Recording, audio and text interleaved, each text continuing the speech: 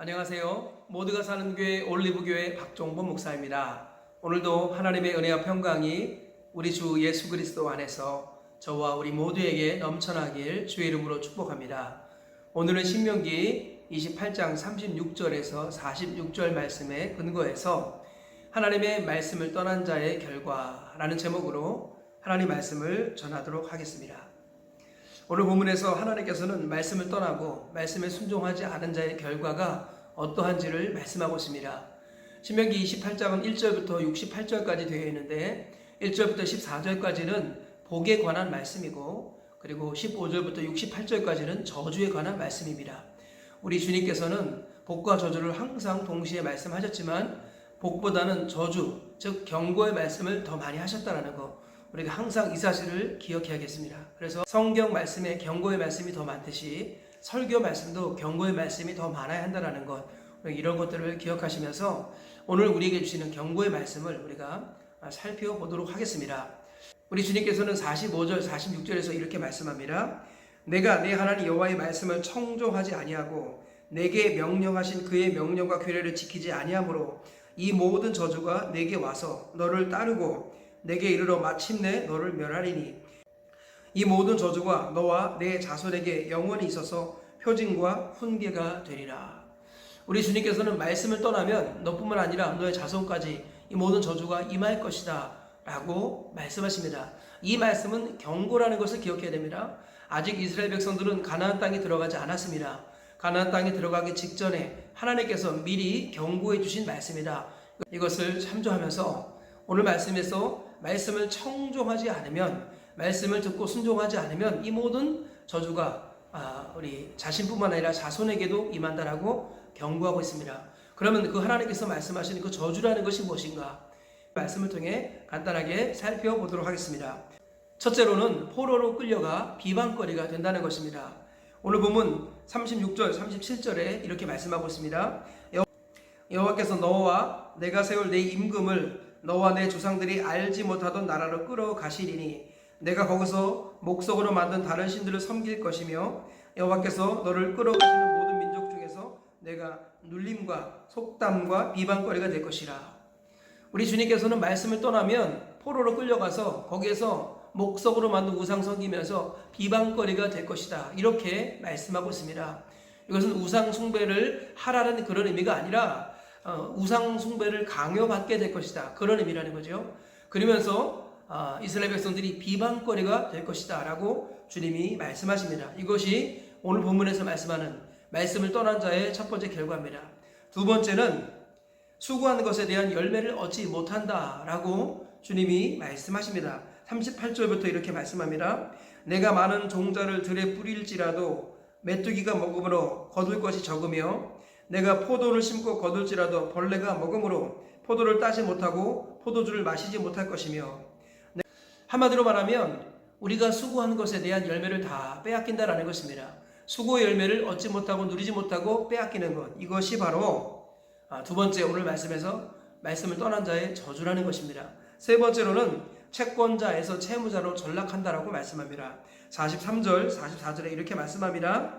너희 중에 우고하는 이방인은 점점 높아져서 내 위에 뛰어나고 너는 점점 낮아질 것이며 그는 내게 꾸어줄지라도 너는 그에게 꾸어주지 못하리니 그는 머리가 되고 너는 꼬리가 될 것이라.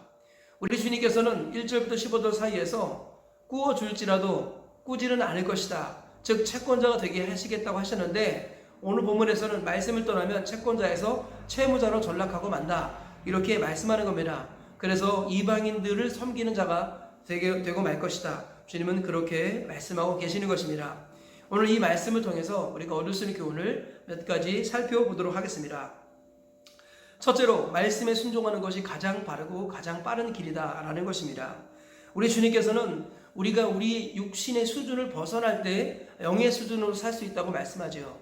우리는 죄인으로 태어나서 본능으로 살아가는 존재입니다. 그리고 본능이라는 것은 눈에 보이는 것, 귀에 들리는 것, 손으로 만져지는 것, 이런 것들을 말하죠. 즉 감각으로 살아가는 것이 본능이고요. 이 본능은 죄와 깊은 연관을 갖고 있습니다. 그래서 우리는 날 때부터 본능으로 살고 그 본능은 항상 죄를 짓게 만드는 것이죠. 본능의 통제를 받지 않은 어린 아이들을 한번 보십시오. 가만히 내버려두면 그들의 본능에 따라 살면서 죄밖에 안 짓습니다. 문제밖에 일으키지 않는다라는 것입니다. 우리는 본능의 통제를 받아야만이 비로소 육에 속한 사람에서 영에 속한 사람으로 변화가 되는 것입니다. 그런데 우리 주님께서는 본능을 통제받는 길은 하나님의 말씀밖에 없다는 것입니다. 살리는 것은 영이니 육은 무익하니라. 내가 너에게 이른 말은 영이요 생명이라. 하나님의 말씀은 우리의 본능을 제거하는 능력이 있습니다. 본능을 붙들고 있는 것은 원수 마귀입니다. 사망이 내 몸을 지배하고 있는 것이죠. 그래서 오호라 곤과도다. 이 사망의 몸에서 누가 나를 건져내랴. 원수 마귀는 항상 사망의 몸에서 우리 가운데, 원수 마귀는 항상 사망의 몸을 통해서 우리 가운데 역사합니다. 즉 본능으로 역사한다는 것입니다. 그러나 성령께서는요, 영으로 우리 가운데 역사하십니다. 하나님의 말씀으로 우리 가운데 역사하신다는 거예요. 우리가 말씀을 따를 때 본능을 이길 수가 있는 것입니다. 말씀을 가까이 하는 것이 본능을 이기는 것이고, 다른 말로 하면 말씀을 가까이 하는 것이 나의 수준을 벗어나는 것입니다. 하나님은 내 수준으로 살면 망한다고 말씀합니다. 하나님의 수준으로 살라라는 거예요. 하나님의 수준으로 사는 비결, 그것이 바로 말씀을 가까이 하고 말씀을 의지하고 말씀 편에 서는 것입니다. 말씀에 순종하는 것입니다. 그러면 본능을 이기고 성령의 역사를 따라 살게 되는 것입니다. 그러면 성령의 역사를 따라 영의 생각을 하게 되고, 육신의 생각은 사망이지만 영의 생각은 생명과 평안입니다. 그리고 영이 주는 생명과 평안을 통해서 하나님께서는 우리가 올바른 판단을 내리고 올바른 길을 걷게 되고 고난이 올지라도 이길 수 있다고 말씀하시는 것입니다. 그러므로 우리 수준을 벗어날 때 우리가 인생에서 승리할 수 있고 우리 멸망의 길을 걷지 않습니다. 우리 수준을 벗어나는 길, 바로 하나님의 말씀을 가까이 하는 것이다. 이것을 기억하시기 바랍니다. 말씀을 가까이 하는 것이 가장 바르고 가장 빠른 길이다라는 것 항상 마음에 새기시고, 오늘도 말씀을 가까이 하며 살아가시길 주의 이름으로 축복합니다. 둘째, 사명지로 갈 것인지 식민지로 갈 것인지는 나의 선택에 달렸다라는 것입니다. 우리 주님께서는 지금 복과 저주를 미리 말씀하신다는 것을 항상 염두에 두어야 돼요. 그러므로 내가 복과 사망, 생명과 저주를 내 앞에 두었으니 너는 복을 선택할지라, 너는 사는 그 길을 선택할지라. 우리 주님이 그렇게 말씀하고 있는 것입니다. 우리가 사명지를 선택해서 생명의 길을 가는 것, 이것이 우리의 결정인 것입니다. 반면에 우리가 정말 죽는 길을 가서 식민지에서 식민지 생활하는 것, 이것도 우리의 선택이고 우리의 결정이라는 거예요. 하나님은 사명지를 선택할 것인지 식민지를 선택할 것인지는 나에게 달렸다고 말씀합니다.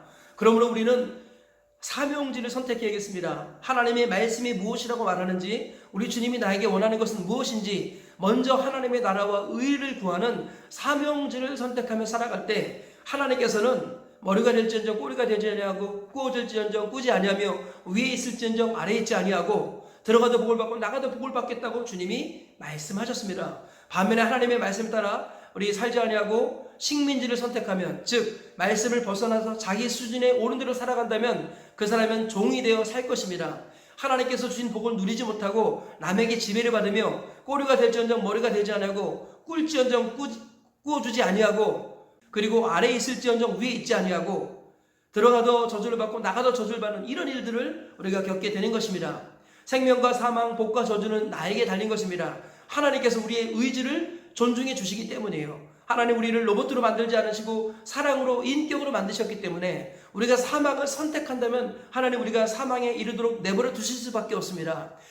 웨스트민스터 신앙 고백에도 분명히 말씀하기를 성도가 죄를 선택하면은 하나님께서는 그렇게 내버려 두신다고 말씀합니다. 하나님 우리에게 의지를 주셨기 때문이에요. 의지를 꺾어버리는 것은 하나님의 속성과 어긋나는 것입니다. 사랑의 하나님은 우리에게 자유를 주신 것입니다. 그리고 자유를 가지고 하나님을 선택하라고 오늘 우리에게 말씀하시고, 우리가 갖고 있는 자유를 가지고 하나님을 선택할 때 하나님이 영광을 받으시고 하나님께서 그 영광을 우리에게 나눠주신다고 성경은 말씀하고 있습니다.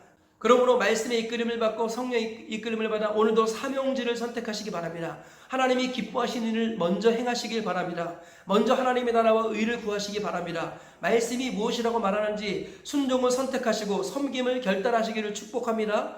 그리하여서 우리가 사명지를 선택할 때 식민지를 벗어나고 하나님께 주신 신령한 복들을 다 받아 누리시는 우리 모두가 다 되시기를 주의 이름으로 축복합니다. 셋째로, 복을 받는 것만큼 복을 지키는 것도 중요하다라고 오늘 본문은 분명히 말씀하고 있습니다. 하나님의 모든 말씀은 당대가 아니라 3대에 주어집니다. 오늘 이 말씀도 너와 내 자손 이렇게 말씀하죠. 하나님께서는 우리에게 말씀을 주실 때 당대에게 주시는 것이 아니라 자녀와 자손 3대에게 말씀을 주시는 것입니다. 왜 그래요? 하나님께서는 복이 3대를 통해서 1000대까지 이어지기를 원하시기 때문입니다. 하나님의 말씀을 듣고 순종하면 그 복이 1000대까지 이르지만 하나님께서는 말씀을 떠나고 우상을 섬기면 질투하셔서 소멸하는 불과 같이 우리를 멸하시고 3, 4대까지 저주가 임한다고 주님이 출애굽기 20장에서 말씀하시죠.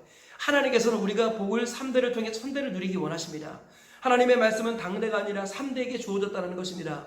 그러므로 하나님의 말씀을 받을 때 나만을 염두에 두고 말씀을 받으면 큰 착각을 하는 것입니다.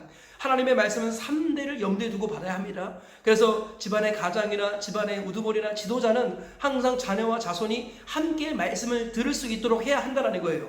오늘날 잘못된 시스템 중에 하나가 뭐냐면 부모와 자녀가 따로 떨어져서 예배를 드린다는 거예요. 이것만큼 잘못된 것이 없습니다. 부모와 자녀는 함께 한 목자를 통해 말씀을 들어야 합니다. 하나님의 동일한 말씀이 3대에게 동일하게 선포되어져서 부모의 신앙이 자녀에게 계승이 되고 자손에게 계승이 되게 해야 된다는 거예요.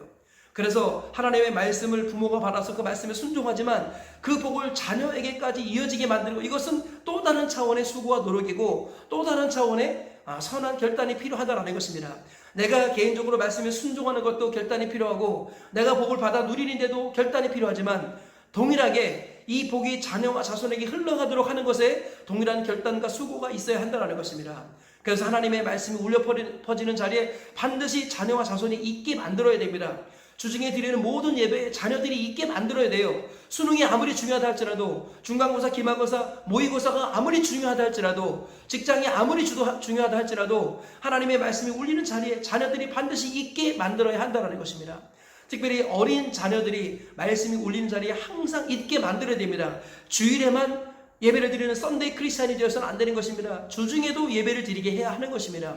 주중에 모임을 만들어야 되는 것입니다. 그래서 일주일 전체가 주의 날이 되고 주중에 주님과 동행하며 주일을 영광스럽게 맞이하는 하나님의 사람이 되도록 힘써야 한다는 것입니다. 부자들은요, 그 부를 세습시키기 위해서 부지런히 자녀들에게 가르칩니다. 특별한 학교에 보내고요, 과외들을 따로 붙이고요, 유학도 보내고 조기 유학도 시키고 이것저것 많은 투자를 해서 자녀들에게 교양과 인문을 가르치고 그리고 기술을 가르치고 경제와 경영을 가르칩니다. 왜 그렇습니까? 부를 세습시키기 위해서입니다. 진정한 부는 무엇입니까? 하나님을 섬기고 하나님을 믿고 따르는 것이 진정한 부 아니겠습니까? 이 부를 자녀와 자손에게 계승시키기 위해서 부자들이 행하는 수고보다 우리는 더 많은 수고를 해야 한다는 것입니다. 내가 복을 받아 누리는 것만큼 더 어려운 것, 그 이상으로 어려운 것이 자녀에게 복을 계승시키는 것입니다. 우리 믿는 사람들은 이 부분에 항상 깨어 있어야겠습니다. 그래서 내가 복을 받는 자리에, 말씀이 울리는 자리에, 순종의 자리에, 기도의 자리에, 헌신의 자리에, 봉사의 자리에 우리 자녀들과 자손들이 항상 있게 해야 합니다. 자녀들과 자손들이 공부하도록 따로 떼어 내버려 두고 주일에 좀 쉬도록 예배 한 번만 드리고 떼어 내버려 두고 그래서는 안 된다는 것입니다. 내가 복을 받는 자리, 헌신과 충성의 자리, 그 자리에 우리 자녀들, 자손들도 함께 앉혀서 하늘의 복이 나를 통하여 자녀들과 자손들에게도 계승이 되고 1000대까지 계승되는 것, 이것을 주님이 기뻐하십니다. 이것이 하나님께서 우리에게 원하시는 것입니다. 이 말씀을 기억하시면서 복을 받을 뿐만 아니라 복을 계승시키는 일에도 힘쓰시는 저와 우리 모두가 되시길 주의 이름으로 축복합니다. 말씀의 결론을 맺겠습니다. 오늘 3가지 말씀을 나눴습니다. 말씀에 순종하는 것이 가장 바르고 빠른 길입니다. 그리고 사명지로 갈 것인지 식민지로 갈 것인지는 나의 선택에 달렸습니다. 셋째로, 복을 받는 것만큼 복을 자녀에게 계승시키는 것도 중요하다는 것, 이 3가지 사실을 항상 기억하시면서 이 말씀에 순종하셔서 하나님의 복을 당대가 아니면 3대가 누리는 은혜가 있기를 주님의 이름으로 축복합니다.